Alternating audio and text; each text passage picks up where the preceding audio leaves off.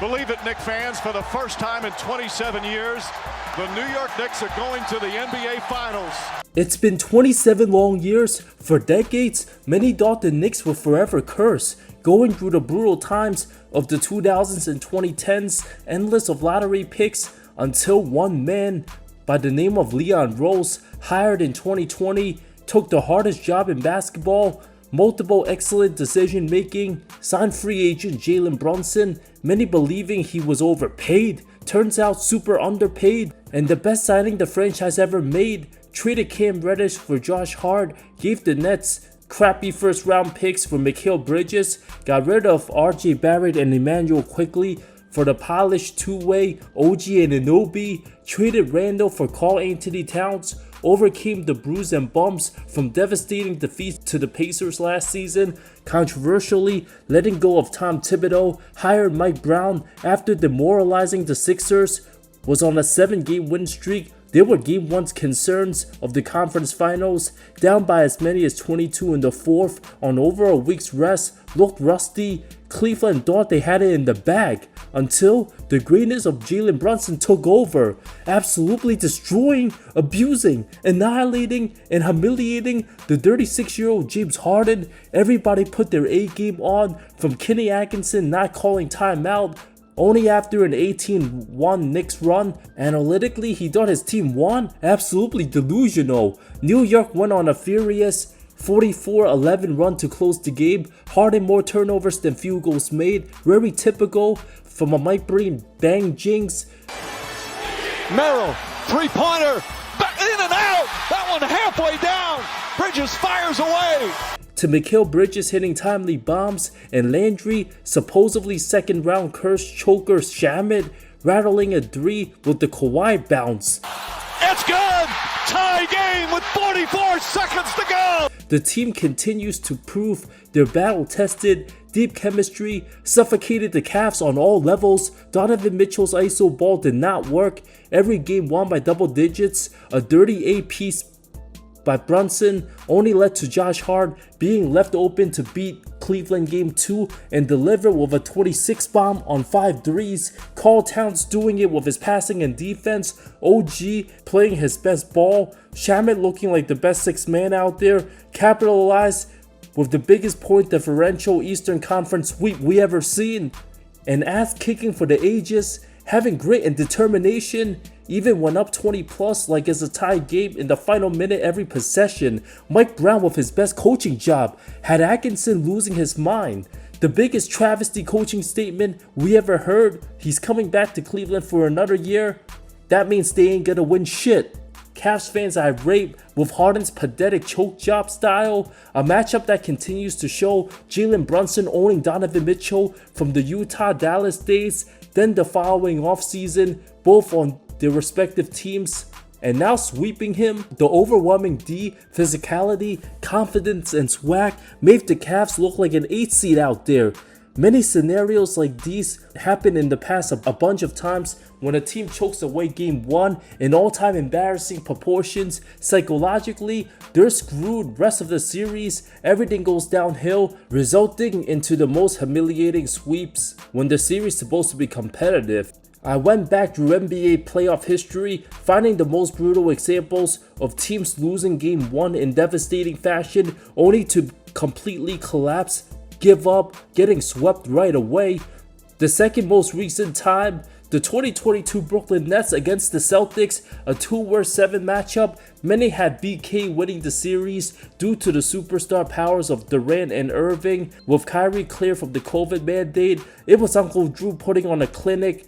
A race an 11-point deficit to start the fourth. 18 of Irving's 39 the final period could have iced it, but Durant forced to take difficult shots on Al Horford to no avail. Next Brooklyn possession, KD can miss an offensive foul drawn by Tatum. Kyrie had a forgotten bomb, but Durant couldn't answer, settled for an insanely difficult shot. Boston didn't call timeout, leading to this crazy last-second win. Jaylen Brown kicks it out. Smart fakes. Inside. Tatum spins and he puts it in. A wasteful Irving masterpiece, proceeded to disappear rest of the series, averaged 15.3 points, 37% shooting, 2 of 11 from 3, next 3 games. Brooklyn also blew a 17-point Game 2 lead. Boston took the Nets' hearts off, realizing they're too undersized and thin. Outmatched physically, Tatum outplayed Durant. The strong bruising Marcus Smart, Jaylen Brown, JT, Grant Williams, and Al Horford all could guard 1 to 5. Absolutely nothing the fragile Seth Curry and Patty Mills could do about it. Brooklyn also had the crazy Ben Simmons saga rumors of coming back. He didn't fool anybody. Looked like a complete fool with those ridiculous outfits on the sideline. Less than a year later, KD and Kyrie demanded out, traded to the West. The Nets franchise still hasn't recovered from the ugly Phil Durant tenure. 2018 Cavs Warriors Game 1, the infamous J.R. Smith game, an all-time meme of a travesty. Ruined Bron's best playoff game played, having an insane 51-8-8 stat line, controlled the pace of the game by himself, dominated both inside and out. From a skill standpoint, James had the complete package, old enough with all the experience and IQ, still young enough to be more athletic than anybody on the court. From a carry job perspective, 2018 James remarkable. When the Cavs were dysfunctional all regular season, traded half their roster by the deadline, acquired new role players, George Hill, Rodney Hood, Jordan Clarkson, and Larry Nance. J.R. Smith at the declining stages of his career, a roller coaster of a personality, can hit the craziest, toughest shots, but commit the dumbest fouls. George Hill goes to the line down 1, a chance for the lead, missed the second shot. JR got the rebound, last possession, inexplicably dribbles out the clock, didn't even get a shot off, pissing off Bron on all levels, arguably the angriest James ever been at a teammate. This one J.R. Smith moment, unfortunately, his most memorable for his career, not knowing the score of a finals game, one of the all-time lowest IQ plays. Cleveland eventually swept. Even if the Cavs had won Game 1, they still would have likely lost the series, but would have been closer. Had they lose in 5 or 6, James would have had the most points in a single postseason run, was 11 short of MJ, and might have even had a case for being finals MVP on a losing team had the outcome been 4-2 instead of a sweep. Smith himself played just 17 total regular season games rest of his career, earned a free ring in the bubble. JR took all the heat when George Hill deserves more blame for his missed free throw. The look of his eye before shooting the shots, you knew he was gonna choke. Cleveland as a team broke down mentally and physically. James punched the whiteboard to add insult to injury. A couple series before, the 2018 Toronto Raptors got demolished and obliterated by an all-time LeBronto masterclass. Bron dominated on all levels. His total numbers look very identical to Lowry and DeRozan put together. This was supposed to be the best Raptors team the franchise seen. Won a team best 59 games in a wide open East, given Bron didn't have Kyrie. Won 9 more regular season contests than Cleveland. Seeing how James had to overcome a brutal series against the Pacers, panelists were pretty much 50-50 on the semis. Toronto led most of the game.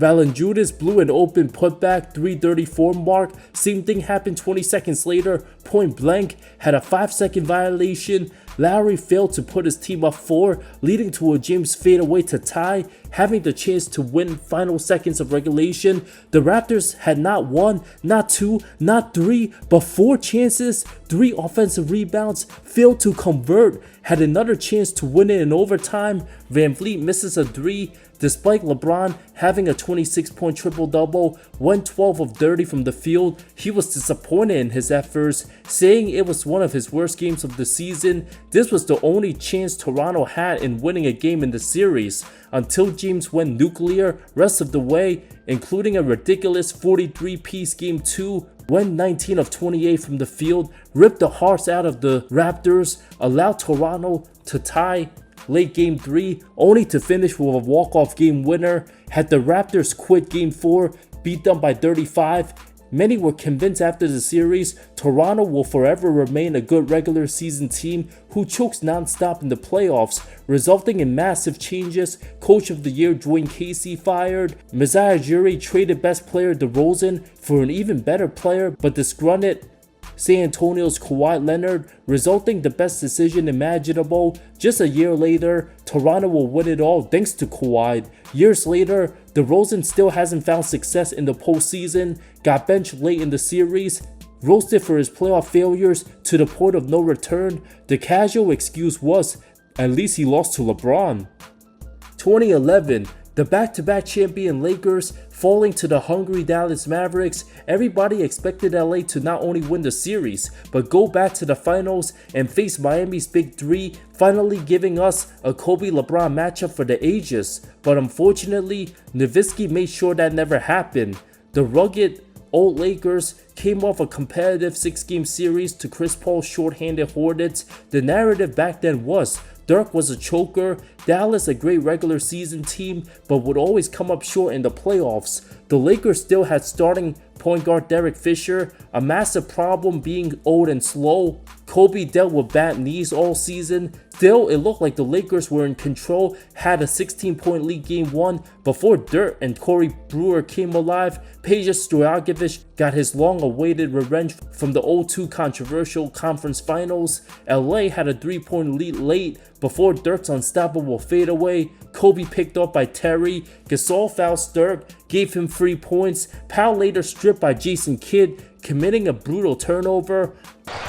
Down to 5. Gasol had a knockaway stolen by Kidd. Bryant with one final look down 2, his 3-pointer rattled off, resulting in a brutal defeat. LA got pounded game 2, Artest suspended, striking JJ Barea. The Lakers had most of the lead game 3 before running out of gas. Odom had that costly turnover. The defeated look on his eye destroyed any hopes the Lakers had. Game 4, a 3-point avalanche for the ages. 20 bombs made by Dallas on 60% from deep, 32 assists.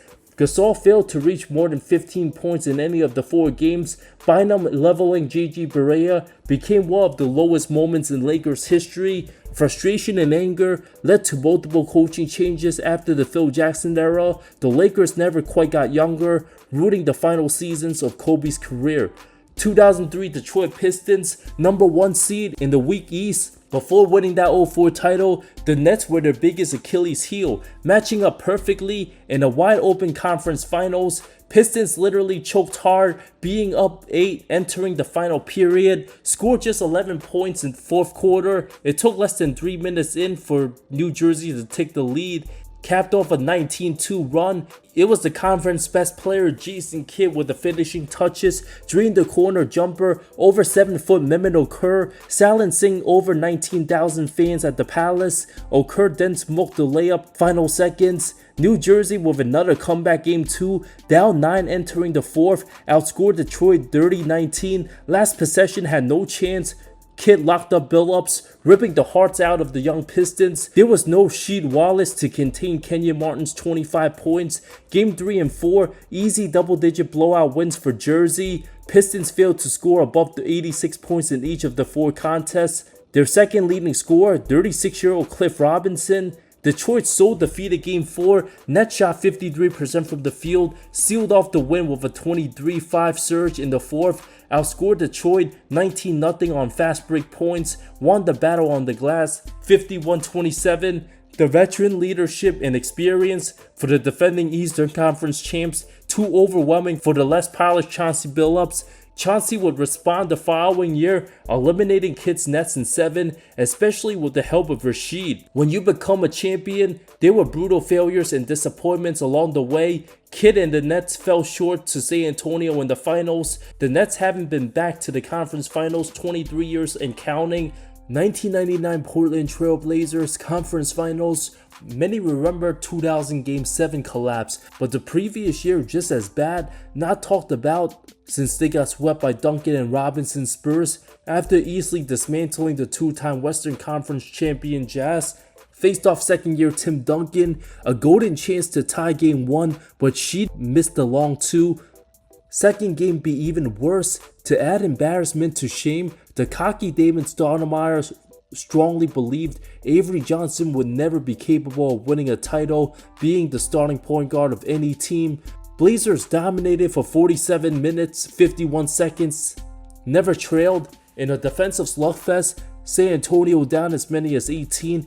It appears series would even up. Blazers even up 6 with 56 ticks left. Stoudemire coughed up a turnover. Sean Elliott drains a 3. Sheet Wallace picked off by the Admiral, leading to Ellie free throws. Stoudemire missed, but Walt Williams offensive board, leading to 1 of 2 foul shots made. Portland up 2, 12 seconds left. The Memorial Day miracle jumper changed the trajectory of both franchises forever. Into Sean Elliott. He fires the 3 and hits it! With Sheet running trying to block the shot, Sean Elliott's high arc with his heel nearly out of bounds ripped the hearts out the Blazers. The Spurs' only lead of the game, the final score. Williams missed his fadeaway at the buzzer, resulting in San Antonio easily winning both road games by a combined 36 points, holding Portland to just 76-point average for the series, easily beat the Ewing Knicks in 5 to win his first title. The Spurs would compete in the conference finals 9 of his next 18 years, sparking a dynasty, while the Blazers battled through tough times, multiple rebuilds, bad luck and injuries. Went out, got Scottie Pippen in the offseason, only exasperated more choke jobs. Perhaps the worst choke job on this list, the 1995 Orlando Magic. Game 1 of the finals, the infamous Nick Anderson meltdown. Free throws that haunted multiple careers. Up 3 on the Rockets with 10.5 seconds remaining. A 70% foul shooter looked to ice the game, missed badly short on the first 2 shots, but luckily, ball bounced back his way for a redo. Orlando, a young fearless team, just knocked off Michael Jordan's Bulls in a massive upset and dethroned the Pacers, while the 47-win Rockets ended up the 6th seed, had multiple bloodbath battles, facing 59+ win teams just to get to the finals. Anderson drained 4 threes in the game, even extended Orlando's lead to 20, but Nick himself missed both times. 4 straight empty baskets, an absolute travesty of a collapse, leading to a Kenny Smith outside jumper. Orlando ended up falling in overtime, led by a Hakeem game winner. Shaq said he wanted to knock out his teammate, claiming his team would have won had the free throws gone in. Anderson proceeded to shoot 4 of 13, 4 of 14, and 1 of 5 next 3 games. Regressed it ever since. O'Neal entered the final year of his contract, left after the following season in free agency. The Magic were all over the place, out of sorts, while the experienced and older Rockets mauled everybody, especially Hakeem, proving he was the best, despite Orlando having more talent and a deeper roster. After the finals collapse, the Magic was supposed to be the future of the East, but unfortunately, their promising window ended in a blink of an eye. Penny Hardaway's knee problems ruined his prime. The following postseason, Orlando would get swept by Jordan's Bulls. Shaq off to the City of Angels. That's all she wrote. More Magic chokes. That's too tragic. The season before, finished with the 4 seed, but bumped into Reggie Miller's Pacers round 1. Lost the first 2 games. The franchise's first ever postseason, went up by as many as 20 game 1. Anderson missed the bunny, leading to a Reggie 3 with just under 4 minutes left. After a Miller miss, a huge offensive rebound by the Pacers led to a Byron Scott 3 for the lead with 2 seconds left. You would think the last possession went to O'Neal or Penny, but of course it's Nick Anderson, nothing but backboard. Orlando going 5 of 20 in the 4th quarter hurt them, gave Indy the momentum heading to game 2. Reggie dropped 32 in a 2-point win. Pacers swept the Magic, leading to a historic Indiana-New York Conference Final showdown that went down to the wire. It could have been Shaq versus Ewing if a couple shots landed differently.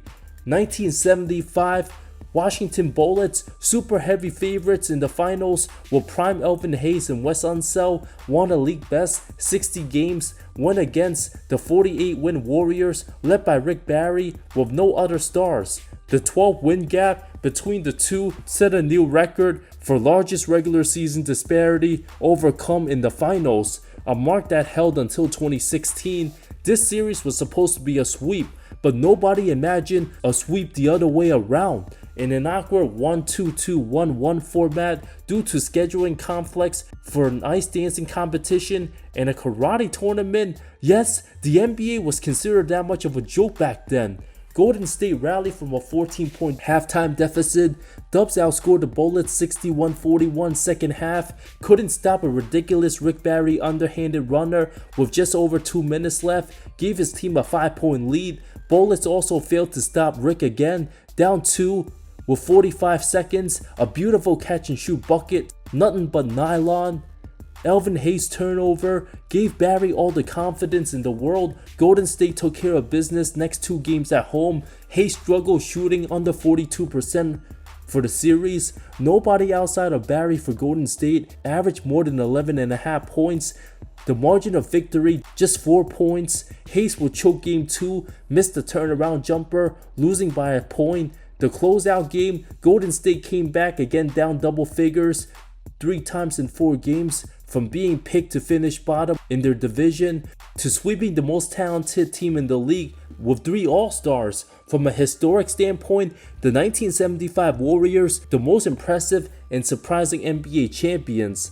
A couple honorable mentions: 2024 Pacers allowed Jaylen Brown to drain the 3 to force overtime, killed them. Not that it mattered much, Boston was still winning that title regardless, but series would have been more compelling. 2017 Spurs blew a 25-point lead to Golden State, but it was Kawhi getting zaza'd that killed every ounce of hope the Spurs had. With a healthy Leonard balling out his mind, series might have went 5 or 6. Of course, the 2017 Pacers had no chance against Cleveland. CJ Miles had a wide open look, way short game 1. After losing, Paul George said he should have been the one that took the last shot. Indy choked again badly game 3, blew a 26-point lead, got outscored 70-41 second half. LeBron scored 28 of his 41 the final 24 minutes, winning his 20th straight first round game. PG couldn't do a damn thing about Bron. The basketball gods never allowed Jeff Teague to win a single playoff game against James, going 0 of 12 all time. The closeout, George shot a piss poor 5 of 21 from the field for 15 points. Bron's Cavs ended the PG Pacers era in dominating fashion. 2026 Cavs choke with lots of passion.